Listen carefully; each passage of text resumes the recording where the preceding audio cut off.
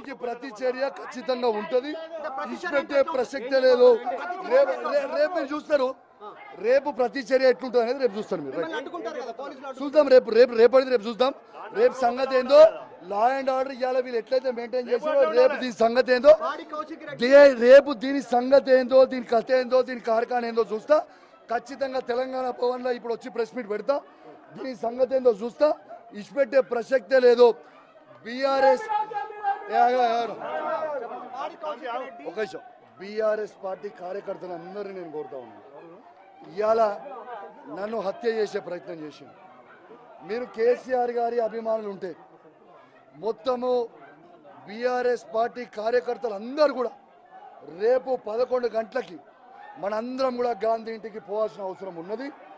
ఖచ్చితంగా పెద్ద ఎత్తున తరలి రావాలని నేను దయచేసి రిక్వెస్ట్ చేస్తూ ఉన్నాను. ఎందుకంటే రేపు ఎట్లుంటుందో, రేపు ఏముంటుందో అనేది కూడా నేను కూడా చూస్తా. దీని సంగతి ఏందో చూస్తా. మీరేదో దాడి చేస్తే ఇక్కడ భయపడి పోలేవాడు.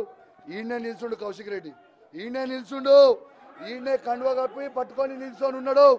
రావాలి, ఈడికి రావాలి. ఈడికి వచ్చి సింహం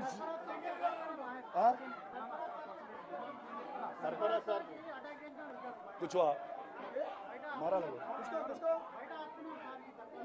लगे अंदर आओ सरफराज भाई, अंदर आ जा भाई.